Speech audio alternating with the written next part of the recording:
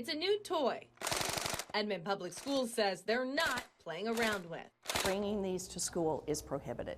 They're called splatterball guns, similar to paintball guns, but they shoot water bead ammunition. In this letter sent out Thursday, Santa Fe High School's principal Jason Hayes reminding students and parents of the EPS dangerous weapons policy, saying, quote, "There is no place at school for any device capable of discharging a projectile that could frighten or injure a student or staff member." These can look very authentic, and you can imagine the fear and the panic that that can create on a campus. The district also warning that these fake guns can lead to real consequences. Already within the last 3 weeks, they've fired off 5 suspensions. And we know they're not thinking, they're having fun with these off campus, and there's an appropriate place for paintball guns, splat guns, that type of thing, but it's not on campus. This is therapeutic for me. I just want to do it. If one person sees it and is moved, great.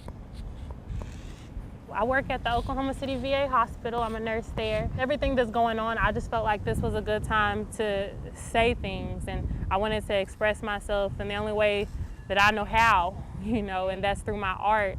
I feel like I speak the loudest through my art. Honestly, I think my biggest goal was just to make someone stop, look, and feel something different than what everybody had been feeling, Seeing something beautiful, that makes me feel good. When I think about George Floyd, I think about my cousins, I think about my brothers, I think about my friends, and I wanted to capture that.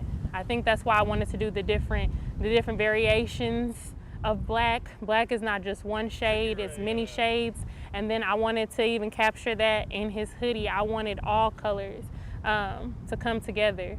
We do need to raise awareness. We do need to raise the discussion that Black lives, there has been an issue there. And it's an uncomfortable topic, it is, but it's 2020 and it's about time we start having those conversations.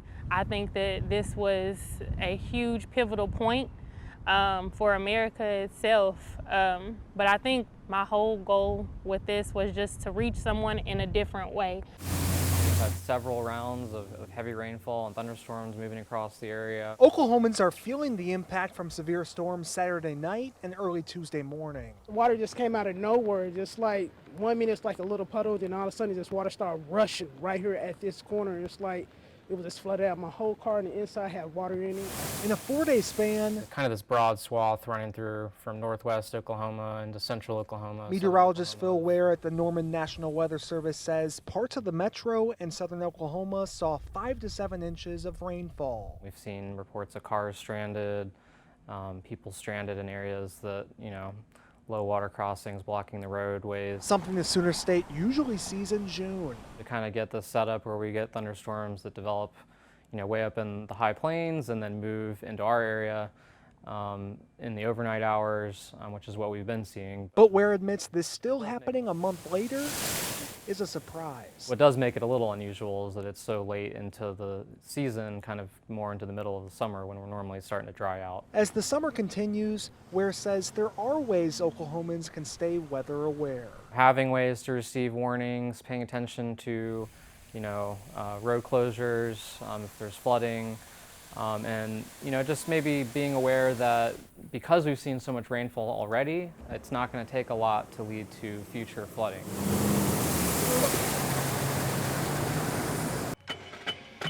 It's the pride of Oklahoma. For over a century, this band has been promoting Sooner spirit with every footstep. We're on the forefront of marching bands in America and definitely in the state. For the Pride, practicing in the Oklahoma heat is tough and sweaty. First up, a good stretch to loosen up, then marching. And marching, and more marching without music to learn the steps, because every week there's a new show to perform to thousands of football fans. There's even breathing exercises, as some of these instruments demand all the air these members can muster. Gabriel Schaefer is the trumpet section leader and a 4-year Pride member. He says the work is key to the Pride's tradition. We represent Oklahoma on a national level more times than I think any other college in the state. These students also represent 70 different majors on the OU campus. 75% are majoring in a field outside of music. Their average GPA, a sweet-sounding 3.0. It's really great. It's like having a big family that I can rely on if I ever need help with school or anything else. And all of them, from the flag corps and the flutes to the tubas and the trombones, have one thing in common.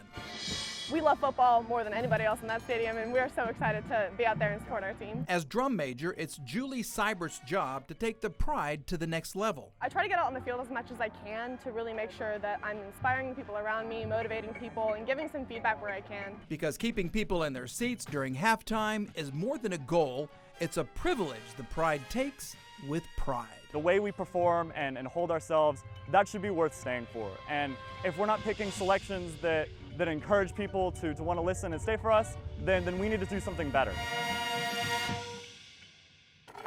To me, art is such joy, such a delight. Joy Richardson was given the perfect name. When you have a name like Joy, what are you going to do but do something sad?